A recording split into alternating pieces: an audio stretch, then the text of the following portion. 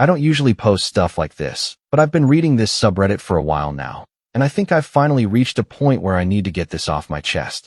My name's Tyler, I'm 29, and let me tell you, there's nothing quite like being the invisible child in a family that pretends you don't exist unless you're useful. I used to think I was just imagining it, that maybe I was being overly sensitive or holding grudges over little things, but Thanksgiving this year was the kind of moment that makes your stomach turn. The kind of moment where time slows down and you see everyone in the room for exactly who they are. Let me back up. I'm the youngest of two. My sister, Michelle, is 31 and has always been the golden child. I used to think it was because she was older, more responsible, smarter, whatever. That's what I told myself growing up. Michelle got straight A's, student body president, full ride to college, law school, internship at a big firm. Our parents never missed a chance to brag about her. There were framed photos of her debate trophies, her graduation portraits in every room. Me? I got a good job, but if I made it to class on time. There's one photo of me in the house. It's from 8th grade. I've got braces, a bowl cut, and I'm half blinking. Now don't get me wrong, I wasn't some kind of slacker. I worked hard, just not in the way they valued. I went to a state college, majored in IT, took out loans, and started working before I even graduated. While Michelle was still being handed support and second chances, I was paying rent, fixing my own car, building a life from scratch. No big celebrations. No, we're so proud of you dinners. Just radio silence unless they needed something. The funny thing is, they've needed something a lot lately. My dad lost his job about 2 years ago. Company downsizing. He was in his mid-50s and had no backup plan. My mom worked part-time at a boutique, but it barely covered groceries. Suddenly, I was getting texts again. Not long ones, not emotional ones, just things like, "Hey, can you help cover the electric bill this month?" Or, "We're short on rent." It started small, a couple hundred here and there. Then it turned into a regular thing. I started sending them $1,200 a month, every month, for almost a year and a half now. No complaints, no drama. I didn't even tell my girlfriend the full amount because I didn't want to sound resentful. It was just expected, and I guess deep down, I still wanted to believe they'd appreciate it. Maybe even say thank you. Spoiler, they never did. Fast forward to this Thanksgiving. I almost didn't go. My girlfriend, Mia, warned me not to. She said, "You know how they make you feel. Why put yourself through that again?" But part of me still clung to this stupid hope that things would be different. That maybe this time they'd acknowledge me. Maybe just a little. I flew back home the night before. Took the red-eye, rented a car, brought a bottle of really nice wine I couldn't afford. When I walked through the front door, the house looked exactly the same. Down to the Thanksgiving banner Mom always reuses and the framed photo of Michelle shaking hands with some judge at her law internship. I barely had time to take off my coat before Mom ushered Michelle into the living room with, there she is, the woman of the hour, and a glass of sparkling cider. Michelle beamed. She always did.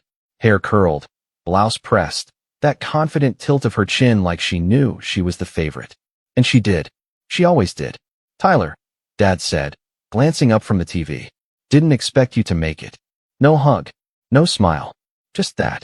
"I told you I was coming," I said. "Guess I forgot." I bit my tongue. I'd been awake for almost 24 hours. I wasn't about to start a fight 5 minutes in. I helped Mom with the green beans, tried to make small talk with Michelle, who acted like I was a stranger who wandered in off the street. She talked about her new condo, her new promotion, how she was getting flown out to LA for some conference. Mom and Dad hung on to every word like she was reading scripture. I mentioned that I'd just finished developing a new internal software system for a client that netted my company its largest contract yet. Crickets. Mom actually changed the subject mid-sentence. Dinner was at 6. Turkey, stuffing, mashed potatoes, the works. We all sat around the same oak dining table we've had since I was 10. I took my usual spot at the end, opposite my dad. Michelle was to his right, Mom to his left. As everyone started filling their plates, the conversation turned, as it always did, toward Michelle. How lucky they were to have her. How proud they were. How grateful. Then my dad raised his glass and said something I'll never forget. "To Michelle," he said, lifting his wine. "Without her, we'd be screwed. She's the only reason we're still afloat." I froze, fork midair. "Here's to our girl," Mom added. Michelle laughed, humble bragging. "Oh, it's nothing. I'm just glad I could help." I looked at them, waiting for some kind of correction. A follow-up. A joke. Nothing. My chest started tightening. I could feel it rising up from my gut like bad indigestion.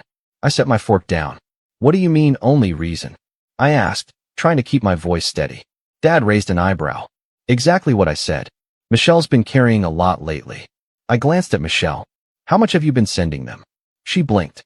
Excuse me. You said you've been helping. Financially. How much?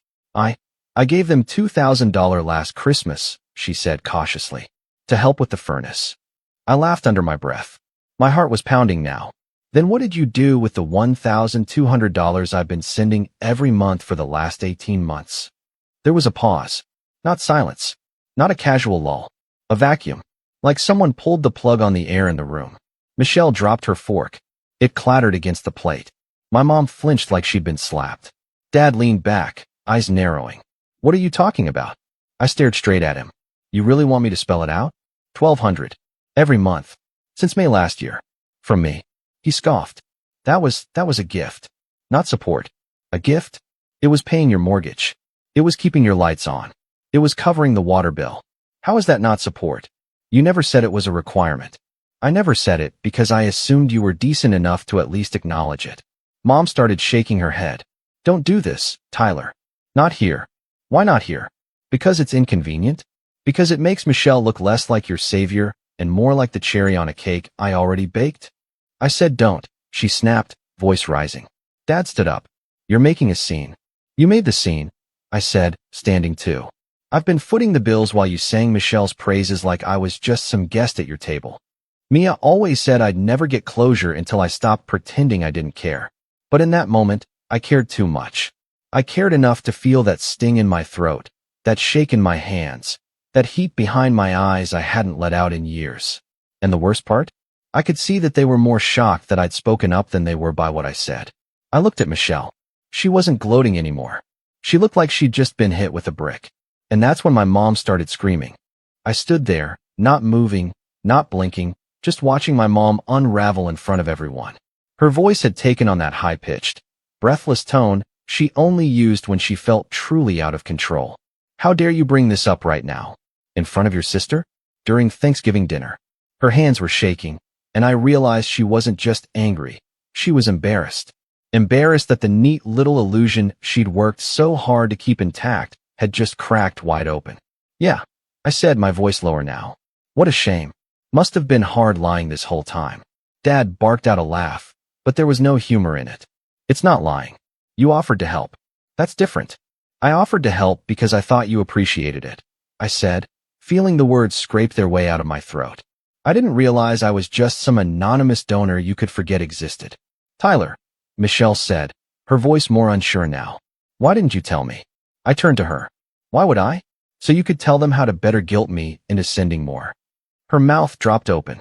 That's not fair. No.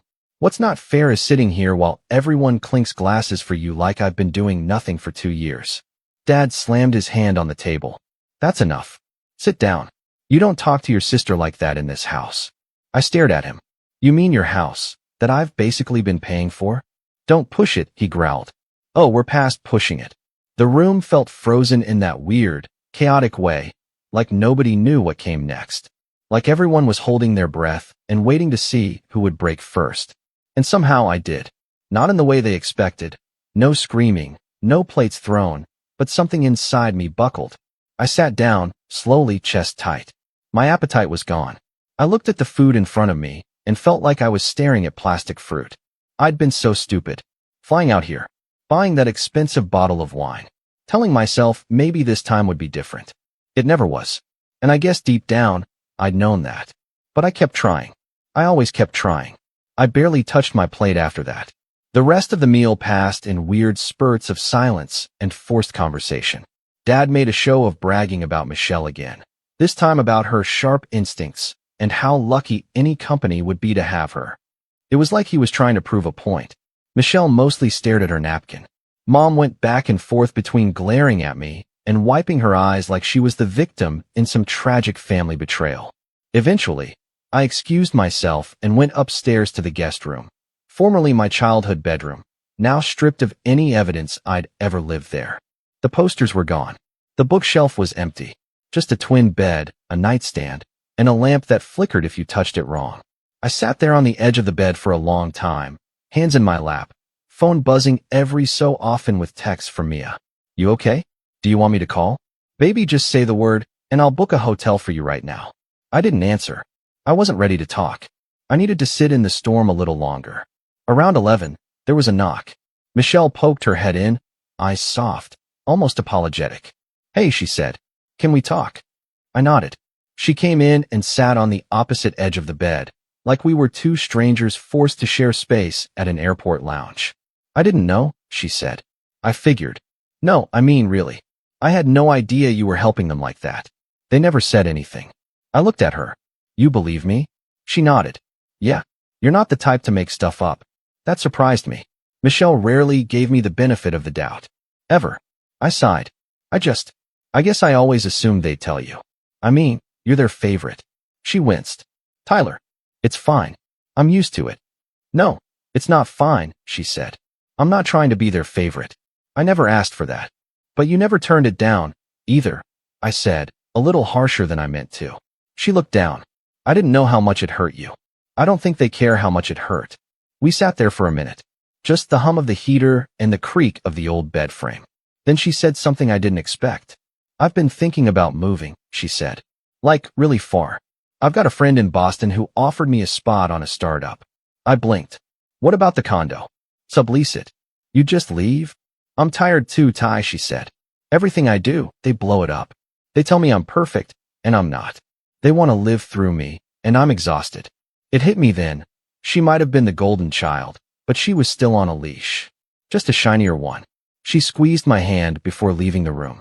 I don't think we'd held hands since we were kids. After she left, I lay down, staring at the ceiling fan, listening to it click with every slow spin. I didn't sleep much. The next morning, I packed my things before anyone else was up. I figured I'd leave early, grab a coffee on the road, and catch an earlier flight home if I could. I walked downstairs with my duffel and saw Dad in the kitchen, sipping his coffee. He didn't look surprised to see me. You running away? He said, not looking up. I'm leaving, I said. You'll have to get by on your own this month. He smirked. Real mature. I grabbed my keys and headed for the door. But just as I reached for the knob, he said something that made me stop. You think you're better than us now, huh? Just 'cause you make a little money. I turned slowly. No, I think I'm done pretending that I don't matter. He sneered. You'll come crawling back. You always do. I opened the door and stepped outside into the cold, crisp morning. The sky was pale pink, and the frost on the car windshield shimmered. For a second, I just stood there, staring at it. Then I got in and drove. But that wasn't the breaking point. That came 2 weeks later. It started with a voicemail. I'd been back home for a while, trying to decompress, talking things through with Mia, telling myself I was finally free from the emotional black hole that was my family. Then one evening, I saw a missed call from an unknown number. I usually let those go, but curiosity got the better of me. I listened to the message. Tyler, this is Janet from Wells Fargo Mortgage Services. We're just following up regarding the joint account associated with your parents' home. We noticed a change in the auto payment routing and wanted to confirm authorization. Please give us a call back. My stomach sank. Joint account? Auto payment routing? I never put my name on anything. I was very careful about that. I called the bank immediately, asked for clarification. The woman was polite but firm. Yes, sir. You're listed as a co-signer on the mortgage. The account was changed last week.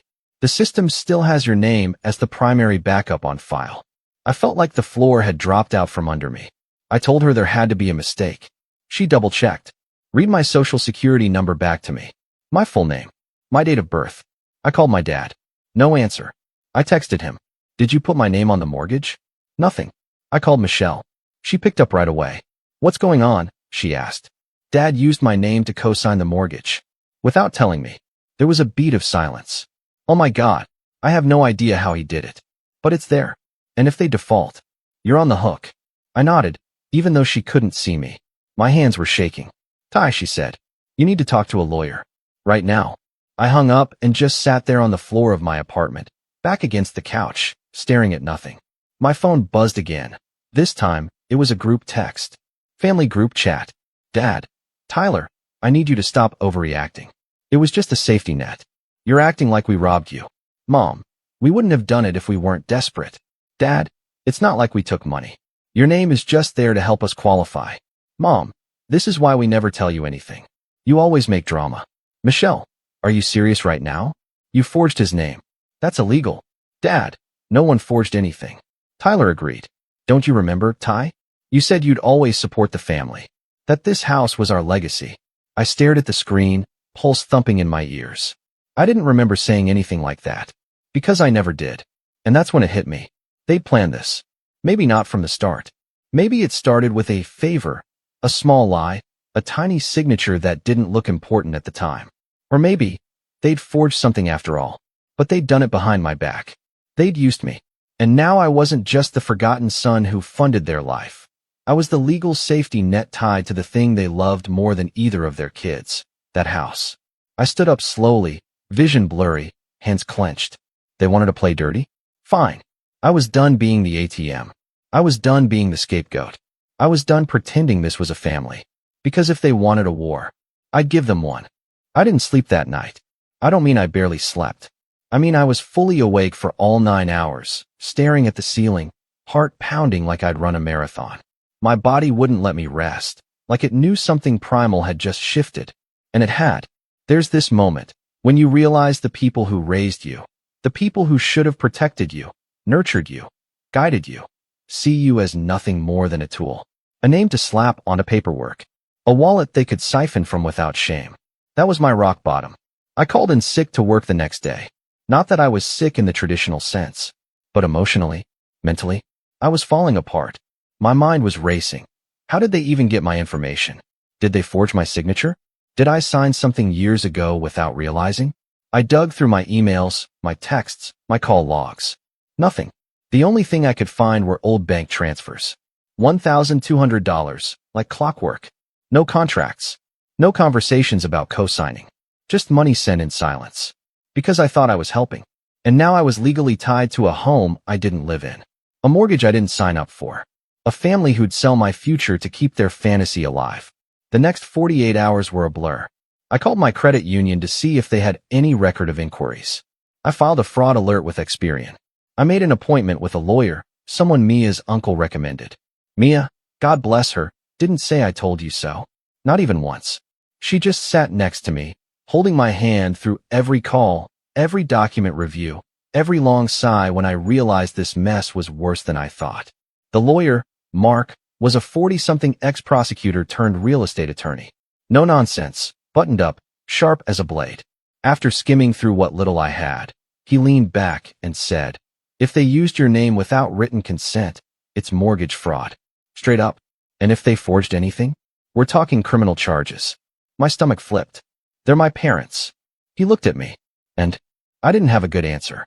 I left his office with a file folder full of paperwork to submit, an action plan, and an overwhelming sense of dread. I didn't want to take legal action. I wasn't some vengeful son looking to bury my parents. But at the same time, they did this. They made choices. They lied. They took my name, my credit, my trust, and leveraged it for their survival without even telling me. And when I confronted them, they gaslit me. "You said you'd always support the family. Don't you remember, Ty?" I remember being 17 and hearing my dad say, "When you turn 18, you're on your own." I remember sleeping on a friend's couch my first year of college because they wouldn't co-sign then. I remember selling my PS4 to cover rent because I couldn't get a dime from home. But now, suddenly, they're framing me as some willing co-signer? I had to be smart. Careful. No impulsive moves. Mark helped me send a certified letter to the mortgage lender requesting all documents related to the loan. A week later, the package came.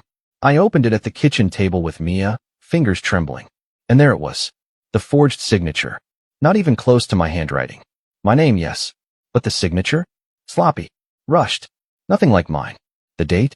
9 months ago, during a period where I hadn't even spoken to them for 6 weeks. That was the proof I needed. Mark filed the first report on my behalf and reached out to the mortgage company's fraud department. Things were in motion. Slow, grinding, bureaucratic motion, but motion nonetheless. And still, I felt broken. Not because I was losing money, but because I had lost them. I didn't cry. I couldn't. It was like the part of me that cared had been cauterized. Numb. My childhood memories? The holidays, the school plays, the birthdays? They all felt fake now. Or maybe they had been real, but they didn't outweigh this. This betrayal rewrote the past. It painted every hug as conditional, every smile as transactional. I stopped calling. I stopped replying. I changed my number. Mom emailed me 3 times in December. One-liners. Guilt bombs. We haven't heard from you. Christmas won't be the same without you. You're hurting your father. I didn't respond. Michelle reached out once. Just a text. I'm so sorry, Ty. I didn't know they'd go that far. If you ever want to talk, I'm here. I mean it. I believed her. But I didn't reply to that either. Not yet. Instead, I turned inward. Rock bottom has a strange clarity to it. You see who's really in your corner. And more importantly, you start figuring out who you are without them. That's when the rebuilding started. Quietly. Slowly. Without announcements or social media posts. Just the kind of slow, silent work that nobody sees. The kind that actually matters. I stopped sending money to my parents. I canceled the auto transfers. Changed my bank login info. Flagged their accounts with fraud alerts. I kept everything documented, with timestamps and screenshots. Mia helped me organize a binder full of correspondence, bank statements, legal letters. I felt like a detective building a case file on my own family. But I didn't let it consume me. I put more energy into work. I was already a senior systems analyst, but I started pushing harder, volunteering for big projects, mentoring new hires, leading presentations. I stopped phoning it in. I took my frustration and turned it into fuel. I wasn't just trying to cope anymore. I was building. In January, my manager nominated me for a leadership program. By March, I was promoted to director of infrastructure. It came with a 30% raise, a corner office, and the kind of respect I hadn't realized I craved. Not because of the title, but because I earned it. No family favoritism. No handouts. Just sweat equity. Mia and I moved into a bigger apartment. One with an office and a balcony. She surprised me with a reclaimed wood desk and a leather chair that made me feel like an author in a cabin somewhere. It became my space. My sanctuary. I started therapy too. At first, I was skeptical. What was I going to say? Hi, I'm Tyler. My parents committed fraud, and I can't feel anything anymore. But over time, I started unpacking things I didn't even know I was carrying. That feeling of invisibility. The need to overachieve to earn love. The guilt of standing up for myself. My therapist, Julia, helped me see the difference between honoring your family and being shackled to them. You're not abandoning them, she said. You're just refusing to carry the weight they dumped on you. It hit me like a freight train. For the first time in my adult life, I felt light. Mia and I took a trip that spring, just a long weekend up in Vermont. Cabins, snow, no Wi-Fi. Just board games, campfires, and red wine. One night, while watching the fire crackle, she looked over at me and said, "You seem taller." I laughed. I think I finally stood up straight. You feel different. I am different. But the story doesn't end there. Because one morning, in early June, I got an email. Subject, Notice of Legal Hearing, State of California v. Redacted. It was real. The fraud case had moved forward. My parents had been officially served. A hearing date was set. The details are a blur. I won't get into the court side of it yet, because that's another mountain I had to climb, but the fallout was instant. Michelle called first. I didn't answer. Then she texted. They called me. Dad is furious. Mom's freaking out. What are you going to do? I didn't reply. Then came another message. Ty, he's saying you forged him. That you signed his name to frame him. I'm so sorry. I can't believe this. I stared at that message for a long time. They weren't just doubling down. They were trying to turn it around. Blame me. That's when something broke. Again, but differently this time. Not pain. Not grief. Clarity. Cold, unshakable clarity. They were never going to stop. They were never going to take responsibility. And if I kept waiting for them to change, I'd be stuck forever in this loop, begging for scraps, for fairness, for basic human decency. So I stopped waiting. I opened a blank document on my laptop, created a spreadsheet, labeled it, Operation Break Free. Phase 1, Legal Firewall done. Phase 2, Credit Restoration, in progress. Phase 3, Public Truth, TBD. I wasn't rushing revenge. I was planning my exit. And maybe, just maybe, something more. Because if they wanted to play games with my name, my signature, my credit, then they were going to learn the hard way what happens when the forgotten son finally takes the pen back. The morning I realized I wasn't afraid of them anymore was eerily quiet. No texts, no voicemails, no new messages in the group chat that I'd muted weeks ago. Just silence. And it was beautiful. I sat on the balcony with a mug of coffee, watching the sun spill over the skyline, and for the first time in a long time, I felt like the story I was living in was finally mine. Not theirs. Not some guilt-laced family drama where I played the role of the loyal, underappreciated son. I'd left that script behind. I was the author now, and I was about to write a very different third act. I called the plan Operation Break Free, but truthfully, that was just phase 1. Phase 2 was something else entirely. I didn't want revenge in the movie sense. No shouting matches, no explosions, no public humiliation just for the sake of it. What I wanted was something quieter, colder, permanent. I wanted them to feel what I had felt, exposed, helpless, discarded. And above all, I wanted control. But first, I needed to understand the full extent of what they'd done. I started with public records. With the help of Mark, my lawyer, we pulled up every document tied to the mortgage and property. The house was technically under both of my parents' names. But a few months prior, just around the time the new mortgage was signed, there had been a co-borrower reassignment. A form that added my name to the loan agreement. Not only had they used my name, they'd embedded me into the entire financial structure of their house, which meant I was now liable for any default or foreclosure. And worst of all, that form had a notary seal that should have been reassuring, proof that someone had verified it. But the notary's name was fake. Mark confirmed it. No such notary was registered in the state. The seal was a fabricated stamp. This wasn't just sketchy, it was calculated fraud. They'd gone to great lengths to make it look real.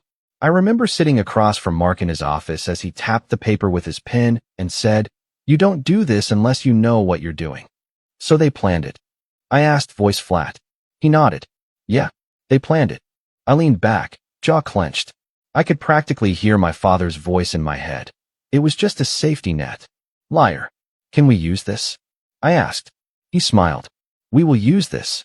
Mark took over most of the legal side, working to remove me from the mortgage, pursuing damages, and exploring whether we could press criminal charges. But while he focused on the court, I started focusing on something else. My parents cared about 3 things. The house, their reputation, Michelle. 2 of those things were already teetering. The house was now a legal battlefield, and Michelle, well, she wasn't as on their side as they thought. So I made a call. She picked up on the second ring. Ty. Hey, I said. You still in town? Yeah. What's going on? I need to talk to you. In person. We met at a coffee shop near her place. Neutral ground. She looked more tired than I remembered, like someone who'd been living under pressure for too long. She was still dressed like the golden child, blazer, watch, manicured nails, but the shine had dulled. She smiled when she saw me, but it didn't reach her eyes. I was starting to think you'd never call, she said. I shrugged. Wasn't sure if I could trust you. I get that. I sat down. How much do you know? She sighed. Only what Dad told me, which, according to your lawyer, is about 80% bull. He told you I forged his name? She nodded. Said you were trying to sabotage them. That you were bitter. Do you believe that? She gave me a look. You think I'm that stupid? I didn't answer. She stirred her drink. Look, Ty, I'm sorry. For everything. For not seeing it sooner. For letting them pit us against each other. I don't need an apology, I said. I need your help. She straightened in her seat. What kind of help? I pulled out a manila folder and slid it across the table. Inside were copies of the forged documents, the fake notary seal, screenshots of messages, bank transfers, everything. This is the full timeline, I said. Of what they did. Of what they made you believe. She opened the folder, skimming it. Her brow furrowed. She flipped through page after page, her expression shifting from confusion to disbelief to horror. Oh my God, she whispered. Yeah. She looked up at me, eyes wet. Tyler, this is illegal. This is insane. I know. She pushed the folder back. What do you want me to do? I leaned in. I want you to help me expose them. Her breath caught. Like, to the court? No, I said. To everyone else. Her eyes widened. You want to go public? Not me. I said. Us. That's when I laid it out. The whole thing. The plan I'd been carefully building for weeks. We'd go public. But not in a messy, angry way. We'd do it through a controlled, precise release of information. Start with their community. The country club friends. The church group. They're holiday card recipients. People who believe my parents were model citizens, generous, honorable, pillars of the neighborhood. We'd tell them the truth. But the real punch? We'd let them tell it themselves. Michelle, as the golden child, would call a family meeting. She'd say she was trying to mediate, trying to help us reconcile. And we'd get it on tape. Not secretly, openly. They'd agree, because they'd want to appear civil. They'd think it was a chance to win Michelle back to their side.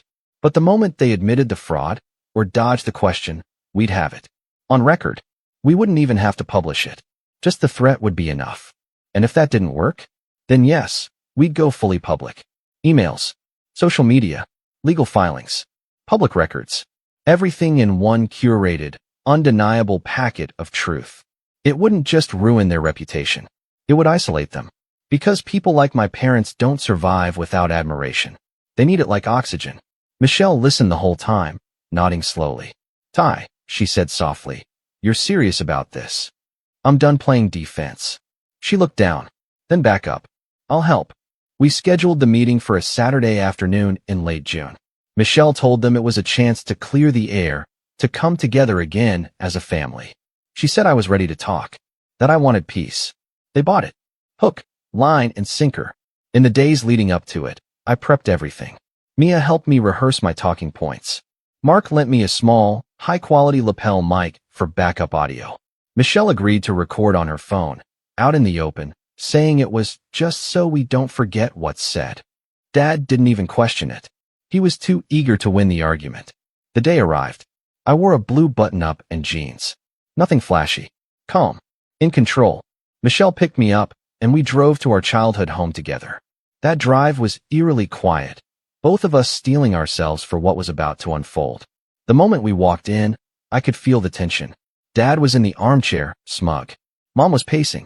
She smiled too brightly when she saw me. Tyler. Oh, you look so good. I nodded. Thanks. We sat down. Michelle hit record and said, just for clarity, I don't want any more he said she said. Dad grunted, fine. Then it began. They started with their version, how they were desperate, how I'd promised to support them, how they thought I wouldn't mind helping because I had so much going for me. Then I asked the question, why did you use a fake notary? Silence. Mom blinked. What? The seal. The notary. It's not real. Dad's jaw tightened. That's ridiculous. It's registered to someone who doesn't exist, I said. We have confirmation. Legal confirmation. Michelle looked at them. Did you fake it? They didn't answer. I pressed further. Did you forge my name? Still nothing. Michelle said, Mom. Dad, did you forge it? And that's when Mom broke. She looked at me, really looked at me, and said, we didn't have a choice. Dad hissed, Sharon. But it was too late. Michelle whispered, oh my God. I didn't smile, didn't gloat, just nodded. I stood up, tucked my phone in my pocket, and said, thank you for your time. As I reached the door, Dad stood too. If you go through with this, you'll ruin us. I looked back at him. You already did. And I walked out. It's strange how quiet revenge can be. After all the shouting, all the betrayal, all the unraveling, when the time finally came to act, there was no dramatic thunderclap, no courtroom screaming match, no explosive family implosion in front of a shocked crowd. Just a few carefully placed moves, each one sharper than the last, until everything they'd built came crashing down on its own. And I never raised my voice once. The day after the family meeting, I drove home with Michelle in silence. Neither of us spoke until we were halfway down I-5, the sun bleeding into the horizon like someone had slashed open the sky. Then she asked, are you really going through with it? I looked out the window. They confessed, Michelle. On tape. I don't need to burn the house down, but I'm not letting them stay warm in it either. She nodded slowly. Okay. I think part of her was still hoping they'd come clean, beg for forgiveness, show even a sliver of remorse. But they didn't. They had their chance. And instead of apologizing, they doubled down, like people who truly believed they were owed everything, even my future. So I stopped holding back. Mark filed the final set of documents the following week. With the recorded confession and the forged notary seal, the court fast-tracked the fraud complaint. Within days, the mortgage lender launched a formal investigation. The forged documents alone were enough to void the contract entirely, but the fraud charges? That opened the floodgates. My parents' mortgage was frozen. Their auto payments, which they hadn't made in 2 months, were flagged. The property was moved into pre-foreclosure status, pending legal resolution. And I was officially, permanently removed from the loan. But it didn't stop there. Mark advised we push forward with a civil lawsuit for damages. He told me we could sue for identity theft, emotional distress, credit damage, and even punitive damages. I hesitated at first. I didn't want to look like I was just chasing money. But when I saw the full scope of what they'd done and the risk it posed to my financial future, I agreed. They had played dirty. I was just following the rules. The case was airtight. Their confession, the paper trail, the fake seal, there wasn't much left for them to hide behind. They hired a lawyer, of course, but from what I heard through Michelle, their defense was paper thin. It was a family misunderstanding. He offered to help. It was all blown out of proportion. The judge didn't buy it. In a preliminary hearing, she ruled in my favor. They were ordered to pay over $72,000 in damages, including attorney fees, credit repair costs, and compensatory payments. More importantly, they were forced to publicly acknowledge their wrongdoing in a legal admission, which became part of the public record. That document, I had it framed. I didn't hang it on the wall. That would be petty. But I kept it in a drawer, just to remind myself that I wasn't crazy, that the gaslighting didn't win. And it wasn't long before the social fallout began. Their neighborhood, once a tight circle of country club friends and PDA holdovers, went cold. The news traveled fast, even faster when one of their neighbors, who turned out to be very fond of local Facebook drama, posted a not-so-subtle status. Sad to hear about a certain family in our community who committed mortgage fraud against their own child. Protect your credit, folks, even from your relatives. It got over 200 comments. I didn't read all of them. I didn't have to. The damage was done. The church committee my mom chaired, she was removed. The quarterly homeowners board my dad lorded over like he was king of the block, voted out unanimously. Even their Christmas party, the one they hosted every year like it was a royal event, was canceled. No one wanted to be associated with them anymore. And they felt it. They tried to spin it, of course. Mom posted cryptic Bible verses on her Instagram. Things like, "Let he who is without sin cast the first stone," and "families are tested through fire." Dad reposted conspiracy memes about cancel culture and family betrayal. But no one engaged. The likes dried up. The comments stopped. They were shouting into a void. Michelle and I talked more after that. Not often, but enough. She told me they'd begged her to come back to the house. She refused. "They keep acting like they're the victims," she said one night. "I can't do it anymore." "Same," I said. We weren't close, not like TV siblings who finish each other's sentences, but we had something better now: honesty. For the first time in our lives, we weren't competing for scraps of affection. We were just two people who'd survived the same fire and made it out on the other side. Then came the final blow. Mia and I got engaged that fall. It wasn't a grand proposal, just a quiet moment on the same balcony where I'd rebuilt myself from the ground up. She said yes, cried a little, kissed me like I'd hung the moon. And for the first time, I realized how grateful I was that I hadn't let my family poison the idea of starting one of my own. We sent out the save the dates in October. Michelle was invited. My parents were not. They found out anyway, of course. Michelle had posted a single photo of the ring, and Mom saw it. She sent an email the next day. Just 4 words. "You'll regret this forever." I read it, deleted it, blocked her address. No reply, no anger, just silence. It was the most powerful response I could give. And on the day of our wedding, surrounded by real friends, chosen family, and the sister who finally chose me back, I stood under the autumn trees, took Mia's hands in mine, and said the vows I wrote the night before. I grew up thinking love was conditional. That support had strings attached.